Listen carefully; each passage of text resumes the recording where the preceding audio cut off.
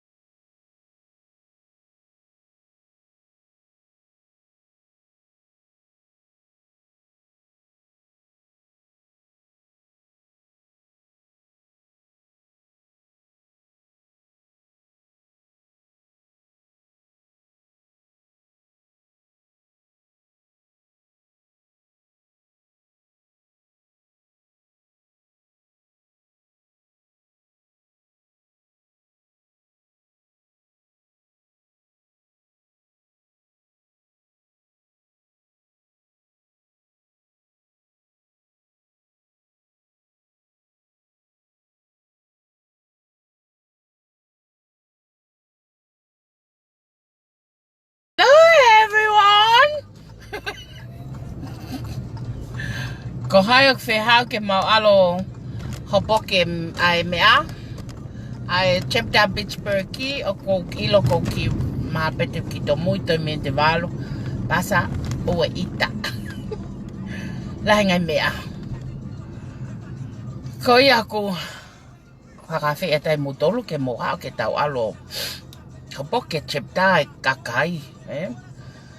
O ko whaifok hono whakamanu ki a pehe ko au tau. Ko me mo e patoa. Ka koe ngā ua lai whakauli ani hono whenga ke tātana ke kakai. Ke lava ke whai halanga whunua. Koe ke tau ilo'i ko hange koe lau. Ko matawhi tonga moe hangai fofonga mai a tupu ono ke tau ngā ue kok whai. Koe mea kui, koe lea koe ngā ue he lea koe tonga. Lea ngā ue. Tau tangi he tau ngahi lai seni, tau tohi tohi. Koe mooni o pito pefo kia. Ene lau ko ngā anaia. Mea no kakai. Hanga tu koe po hiwa tone toa. Wako ai ke ulea ten ke a pita pua. Ko ai ke ulea tu ke mohanga whakatoka ngai. Ai mea koe ni kakai.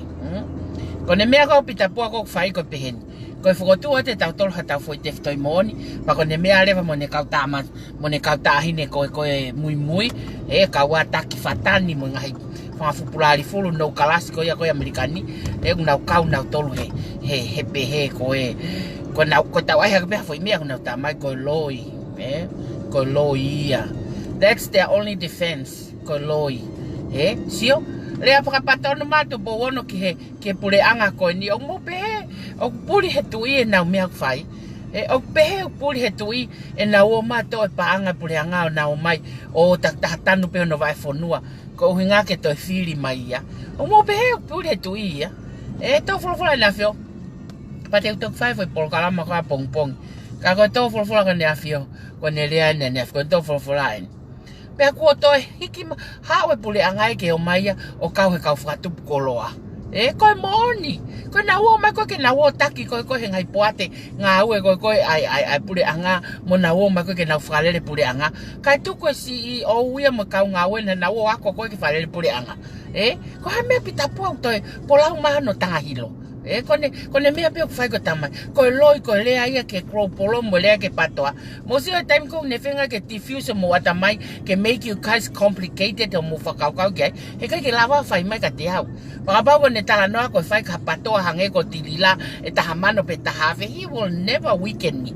He kai ki ne lawa weaken iau. He ko uhinga he ka ikai ke ki whaka uri au he ea pe te ki whaka le au he ea. He kai ki hamea ki tānoa ki ai.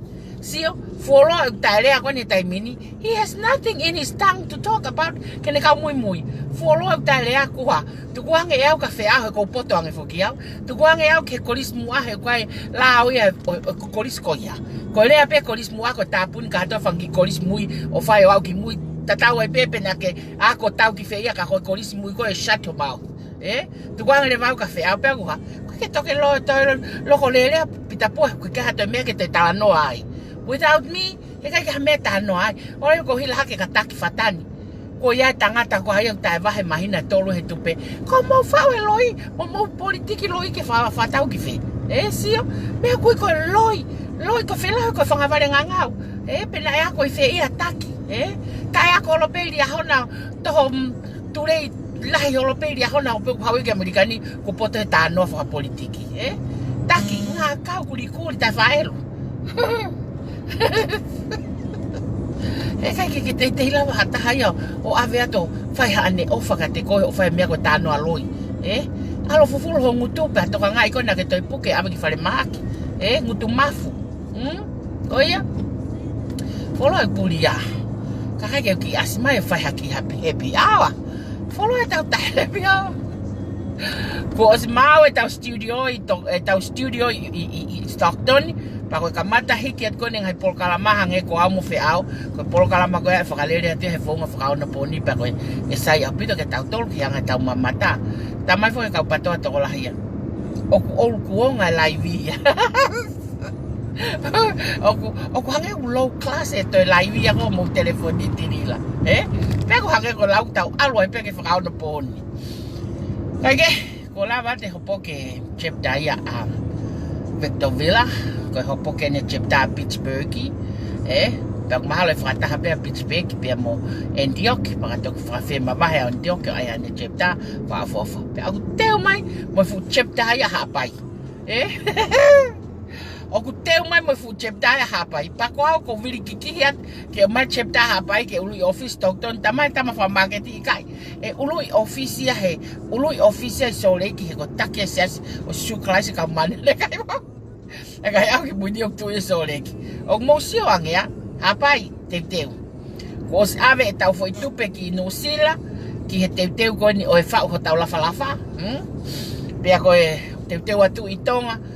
Fa heka konta te algo ni o toki kole ki he Pittsburgh anga foi ngau ai timi ko a Pittsburgh ki ke fakava pe mo foi ngau ke na o mai o fai hono fakafono e container e a falaite monite ko kuhinga pe au ke na o mai pe o ate Sydney ke na o fai foi ngau ko na fai LA hono fakafono e tau container he monite he to container ki tai e a ho falaite ne lava e ta fufute fanau o ikai fakaheka paleti kakai o fakaheka fakaholope ko talatu e fiu hono fakahifo a fu foi fute fanau Kage, te aloen ke hopo ki kone, pe ko na Pittsburgh ki pati ko le anga ke na ka taki ke na ma fai foi ngawe ko ya he aho. E harmonite, Kone tuku pe kone hopo ki kon ko o Pittsburgh ki he aho ni fa, te matu ko tai pe mo ku tahine Fielau. Ke ma hopo ki a Vancouver a Bongpongi e fa, tau maunga ke respe Vancouver os tau matuku mai o hopoki ai a chepta koe a Vancouver.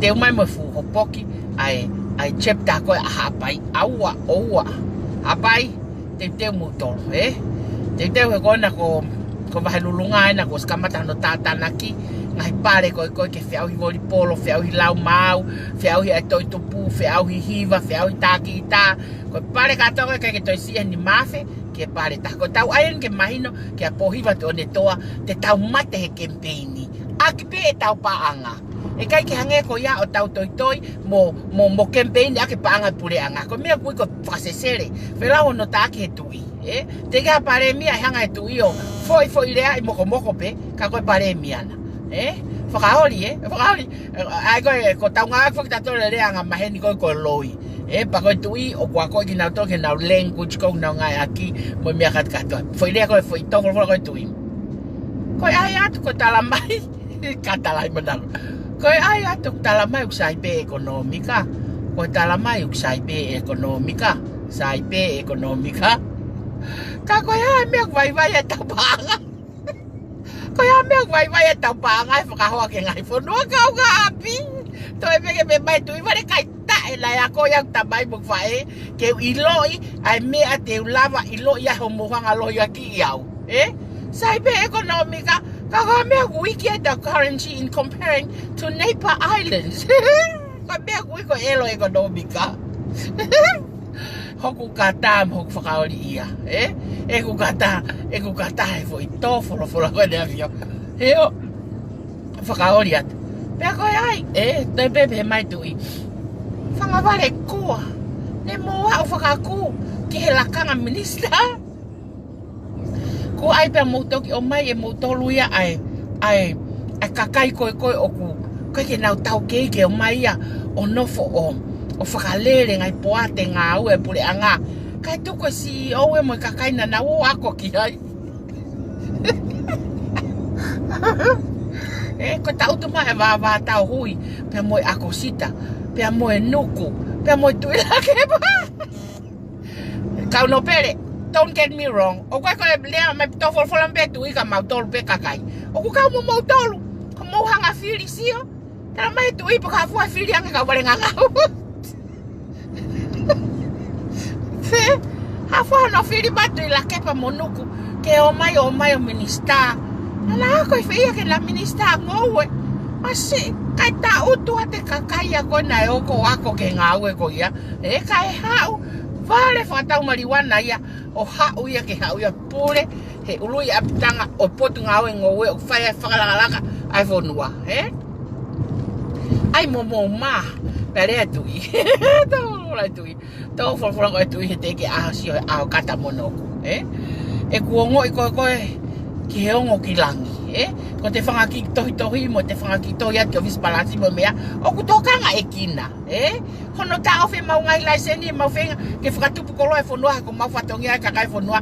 Ko kau business ke mau whakatupu koloa e whanua. Mau mawheka hake mo tolu. O ta e tari e mau ngai lai seni. Peto ki whakatonu lea i o pehe. Mo whakatonu lea i o pehe. Whakaware kai tae naha mo pureanga. Faka'ofa mo whangatamai ke moha ko pule mea pureanga. Na e ha mo me ai. Koe hatu ngai ko tamai he tui. Mo mahu ke hake ki o tautu.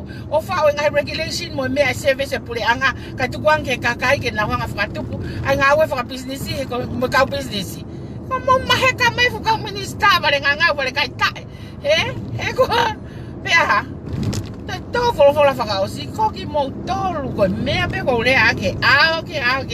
Koki mou tolu e kakai, o mou whai e uluak whe hala aki koe ni. Koe ha, kono whiri mai kakai tae tau, ke nao mai whakarere pureanga. Tū koe ako loki ako kou talatu. Koe ako loki ako mahu inga pehia. O ku toi mahu inga ke tō mai ako loki ako apply. Ke whakarere aki hanga aue, ke lewa ke maua e mou ia whanua. O koe ka hano anga, he koe ako loki ako e malape ke whakakainga kono nei pao lava. He koa, tui maka te au. Koe ako loki petu koe umai me whangafuk matai tohi te alawa whai aka mea. Ko lia te hele pelu ko tai mea koe niko tai mwhenga taa. Mahu inga tahai aku neha.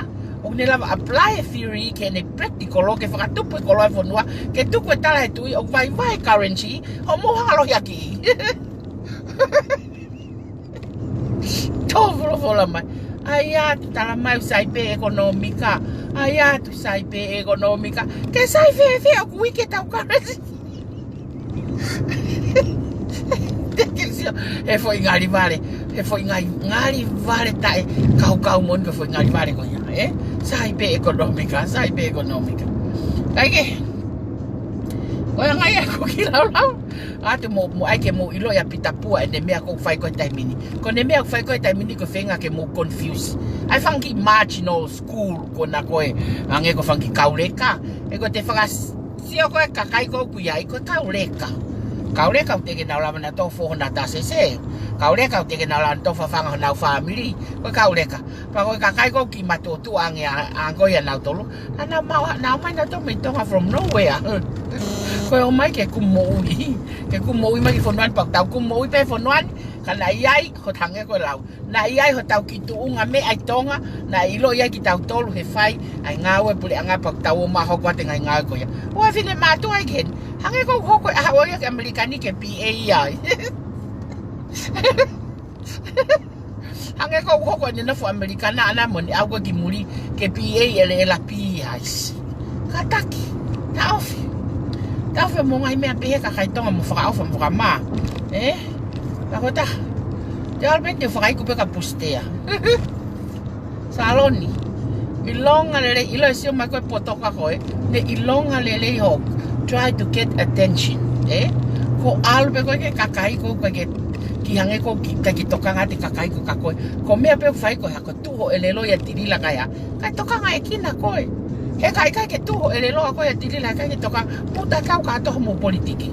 Mo fa tokanga iang. Ko ha ko mahu inga. O mo matu o mo elelo ya tiao.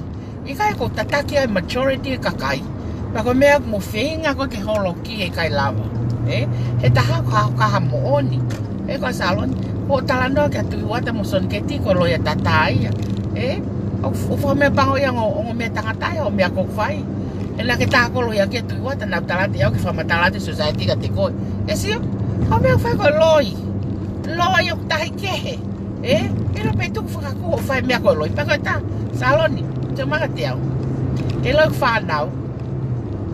Nai fai me fai tau tamate tonga. Ko ko talat ka ko. Ko hau ko ako ki heni. Alo le hau family o kuia. O avec fanau fufu'i. Avec fanau fufu'i. Ko uhinga hene ke fe mau family o ke avec fanau ke na tamai. Na fe mau family ke o mai fanau ke tau hiai. Ha me lai hoko. Ko me le ko ne hako na alo tamai fanau ki a polisi. Na ave hau ki fo ha o faka'ofa pirisone. Ko uhinga na fai ko fai nga mo wewe lai hoko sia kare he taimi ko na hoko ai ko tulungi ai fare ko Tilila. The both family were pushed very hard. Pagailo'i kapane kai ke hop in o whakalelei mo whakatoka maari e hokuloto whare. Mate taha ia. He kong family o kui o kovi au pito ange ia. Koe family e tamai o ange ia lau tolu. Nang pehe ke tuku lolo au. Tuku ange e palpale maak mo mari ka teau ke fua. Ka tuku ange pehe fanau ke alu ke nau tamai o nofai. Habe whawai pe koe habe foi mama o whawhanga ke nau tamai nau tolu pehe te tuat katoa ke nau tamai ke ne fai pe whawhanga. Ke taha pe foi mama ke ue confuse whanau. Pake sio ki ai, koe ki ai whanau a kuia ke nau o maarea interneti. Pa koe ki ai whanau a koe ke nau mafie ha. Pa koe ki ai whanau ngai maloi o koe ke ilo'i koe. Pa ko lea ko whai mai koe ke whanau o ko tari lele e au. He ko hono uhinga koe ki uiai au ia. I wasn't there. Hoko palopale mako. Mia bene ngata'anga pe tokanga iko ai tamai ko ia pe. O ku kehe ia mo haau. Ho ke tautu ko heno talario alelo mo nofo mo ki tamaho no petpeti. Ka koe ki ke lava moni lau ka lesieri. O koe ke lava ko tokanga ikina. Ono mea tau. Ipa koe moni ko lea ko fulahi. Koe fulahi ai tonga. Ko hine oi koe tonga nai pehe ke tautu mau. Pea leo le oi. Pakailonga hata ko fie. Make excuse aki ko fulahi tu kono ai ke kanoa mo ifra Amerika o ku kanoa mo ifra papalangi le vai ai pa ko gule hat kate ko tari au loto fie mari me ka kato ko ke ki fanau ko tari ka ku ke ilo'i ko tamai fanau ko pule he pot ngawe ngowe to mololo ko tamai ha fanau ko yate homo no ki mata mui ia te holoen mo tulere he fua ke whakaako ia ko whanau. Ko whanau whare mo kai kaho. Ko whanau hai palpare ma ko kanau tolu kaku ha o tangote nau tamai ko pule ia civil servant ai pot ngawe ngowe tonga. Mai no ka te ko salon ko ta kehe ia. He ko manaka tangatana ke manaka tangata ko ke tulere mo palo pe mo pa mala mo fa o ko e kai. Na manak tangata ke peni mo pepa. Ai ko ke hako peti ma ko kitaine o kulele holo mo sia na mali. Ke ilo mama ni hotau ifana ta pa ke tala ke challenge o ku ke ilo ka api. Hame ko ke mafuke mai ki api ke tafuku ai. Pa ko talat ka te ko ka ne ko fai mai ko na ko ke tau to noa. Oh my god ko pato ko tu afare. Pakuau ko may tawa no noa. Pekau ka alo nga popula ta ko homo peacemaker pake ilo'i. Pake ilo ko ta ko ilo pe ko homo peacemaker ka pe ko tamate ko. Ko que stupid like you. Ko Fielau ya wia. And there's a time. Pete ta uta ke tain ko ya. Okay, Faka'ofa. Okay, lo'i fulikivanu ko itenwa. Ko fulikivanu kasi ni ko kutok ilo'i pe ko alat itenwa. Ko kine fiu o mari mo kitahi ne ko kitungane. Pako ka ne keke kape ko ke fanau. Tamai te lava ko tau fi mau ngai family. Ka te lava ko tau fi. Kasi wangia ta ko me au fai ko no fo kape tungane. Kai te toi hono mari o taki. You are not na lack hono tokanga ikoe. Okay, sisi. Lack of attention pa ko mo ni pena. Riaki holo ko fanga to fa fine okay. Kai to nga kai holo ai. Mahalo mo dilema ke ngari oli ai. Fufu I mai ko hende fu akuri o mai tukuanga mai ko pota he kanata. You have lots of horrifying problem homo'i. Lots. Pode que tatau ma fanau ke tatau. Ko foi pele tamai. Ko lahi te au e fanau pe to tolu. Na ku pule ke mea kakato. Au ke fu fare tamai. He mate tamai e fuaka ke loto ke mari fae na puna to fatau ke sa afi'i patak mag fae o mai ki tonga o masiva ai ala tupu pe lai papa I motu. O te ke hau ke pa ko fae mo ne fanga family. Te ke hata de ne to e kaho o lolo ai e mau tolu tale mau tupu hake ko family ko ia. Family na nau kai e mea lere e mea katoa pe me tahi. Poto e wha ngota ha whae nga mea pe hono whakahake anga mo te nifa mo mea katoa e tahi. Na e whae family tamai. Pea na nau wharekoloa family ne whae ko sa afi'i. Wharekoloa pulu maasima, wharekoloa waka aveki. Waka e taha ki tuumua ke whakako'i a family o havea. Ta ko whakatete mai o mo family. Au ne ilot mo o lolo. Lolo telefua. Ko Tilila ni o Fielau ke ave Tilila tolmano ke hopo ke bainga ko avavau ngai pare ko avavau te ke au avavau ke talu ho tupu mo lolo mo family business ke mau pare ni mafe hataha pare hoko aku feunga mo tolmano ni mafe be yolunga kamata fika valu te ke hau ke fata te nga au mai te ke lava ia ki mo no manu palaelo ko so ifo ke ki ululu tu mo sia ko no ululu ni ma ko sipinga ko kiria he ko kiria wiki ona fangi hui he ko ne tamai na kiria mo sia ke tatau pe mo no loto kiria pa ko talamai ke challenge come home how ki up ke puke ke ona to me kata fuhuai pe ko ai maho e turesi kila ko ano inga ai pa pete ke malo te tam aga ki me ko ni ko Sela Alovili ki mea ko Sela Alovili o whaka atu de ene ki mea ko pehe o mawo ai patoa ki mao e maumo'i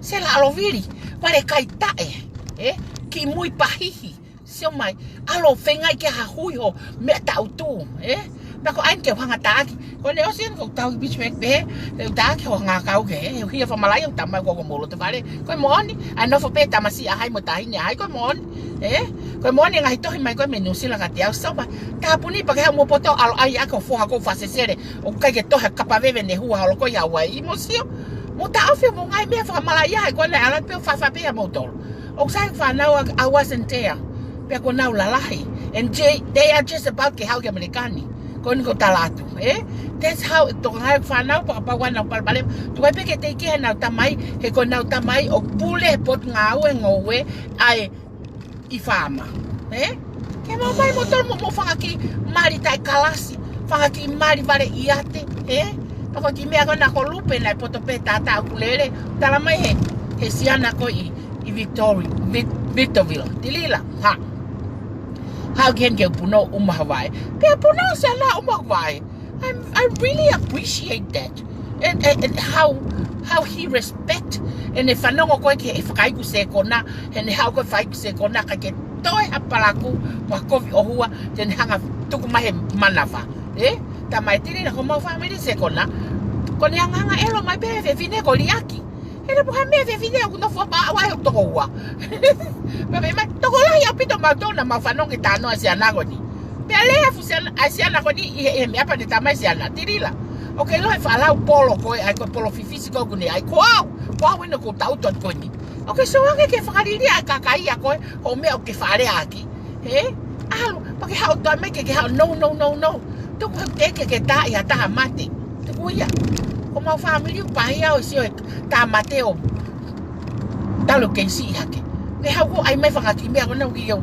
Ke hata pa koe ke urifia pa ngole o taimi o kai ngawe au ngau whai ke kakai. Ko ne o se Amerikani whakacheptai. Ka ke sefu ko kau mui pe a toko fitu. E kutala mai folofola ko hai akau no fua. Ko hau ke hau whakatete mai. Whakatete mai hamo. Hau ne ilo'i.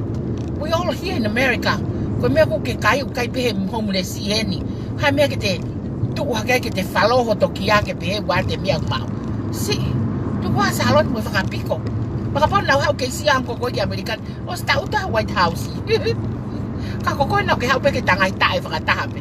Pako hau ke te ngai tae o salon. Ko alo hoko ko CEO fu company. I run it. Run it out. E sia kakai tolu ang ko stock toni. Tulai ni pe me hange bangke. Tulai pe me pompongi ke au ke tapu ne ni ma. He ka te ke lava ko fa o me pe wa ko mate maman ko ni ka te lava ko fa me pe. O tala mai ko ka patoa. No. Ko ka patoa Tilila. Ko ka mamai mato ko patoa. O mamai mato ko ngawe ko ke fa ko hitonga. O se a tol no te ke ngawe ma tahi Australia ke ma ave na foi man foi o fi pe ha. Ke popula ke tau ikai. O alu pe ko ne whakahe mea chepta ko mea tala. Kag mo fie kaia, mo ma ave mo ufi. Kag mo fie kaia mo ma fitu.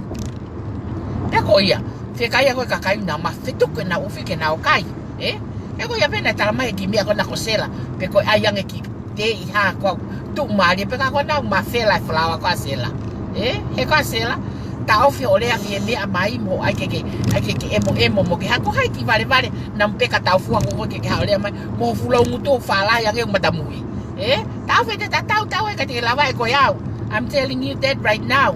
So if ko pahi alo fe ngai ke ko ke to ya ta mo ke holo mo kakai tangata pe ko tangata ya hai ko ia kane kai ke kole fa more tamai ki lahi ka ke kape ko mi he ko se la po ha o nga no palpale ma ole ma katia pa ko ha o fa fe ki ha ke me ale pa ke halu ave ai ta email yo fe ka wa ki mo me ka salon e ko wi fiat ka salon pa ko ave mo tete holo mo lisia mo me ko ha ko tokanga ti ai ko ke at ka mo foi lai pe ka ta ala tata ki tokanga ke ko ke fo le holo pe mo le holo mo fo tu e me ka kai ke langa na mo wi ke lunga. That's what I've been known for. Ko mo ne lau. Tilila. Kai ki tau lava tau tolu ia. Whakatontono ngahi. Soul ko wounded soul. Mo tatau mo tolu. Ko ki mea ko sela ko ki whakarieria lahi. Me o se mea ko stutu ko whakarieria mo ke o alo liliwe ki hako ia mo ki mea mo lavi mea mo haifua na foto pase pa mo Leslie mo mea ke hau ko hu mai profile ko alamnia o ha o destroy ake page ko ia ko na foto ko to kita mai o mo ki to wako si ta ko ki whakauria ki whakauria o mea fai pe ke to holo ave holo password ko akolope e po ko na hoko ai ko palopalema ka ke le mate te mai feturi tonu ia ko te mai feti tonu ia tala mai kakai ka na feia ke se na name ko inga na hoko ha palopalema ko na ke pasi holo password ko akolope ke fai no tiriti ko mea o ita ko ki matamui ki le kila ko ngako o ai ko ke di ko ki tuamo ki vale farieria ta ko mo spalanpe mo toluia mo anakoli mo haifua mo salon mo mea ke ai destroy ako fe mo tole ahon ko fe mo mea fai ha mo mea lava como lere como fe ha ai mea na ave ke kere a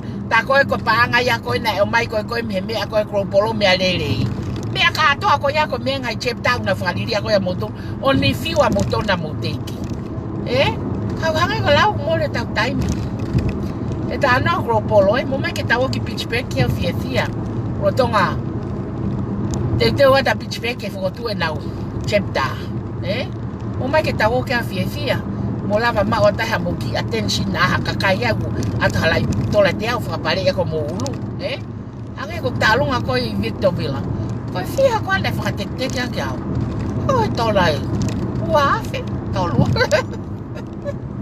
e fai yang pe tu ha wa fe pe tolu fe o mo tanga hilo ave mo ta ki bet bete CEO ya ko fiwa ka taki. Ai ke ta mo ne lawe. Ai to taha e tamai e me alila. Ko sai pe. Au kai pe tai miau. To ton ke tamate la yone. Ko ke tamate ke la yone ha va ka tolomoa. Tamate pe la yone ake la yone ko o te ai ke mo te whenga mai mo tol ke mo whai ma mo whanki kos ka pis ko naka te au ka mo mea whai koe talari whakaea tau he ka mo mata naki e a uri ko ia whai ako mo politiki ka ko me maa au ki pichpeke ko ki tau mui mini te wanoa sepe te talamai toko taha ko tai whakatonga ko ia kule vai a mo whenga ke ai ke pehe ko mo lava whai ha mo te kuri ko no peat ke o mau fa market yo mo foi manioke mo foi ufi ko ke lava o ai ko ta ko te mai kai panga hai mo mahe ka mai mo family o ta frai ka pakos ta puni a tol no ko ne osia ko ne tiene movie ko ke te ya fe mau ke te fai mahalau ke mea ko ya ko osi ke ne kai ke mo take mo change ke mo mai o fatau mo mea kai ka mo fenga ki ai ke fai tala no loi lahi o lohi ake kakai o mole ha loi ko whenga ke mau ha mo kakai o mo elelo liko ko ai ke whenga ke ma ake kakai kai lava too bad okay ko ia ka tuka ke ai ke wa fanau Faka'ofa ke toi aki me maka me ake hulu mai ake hopoki fale ko hopoki open chapter ko na Pittsburgh okay bye bye na fe mo he pa mo live ke wa bye.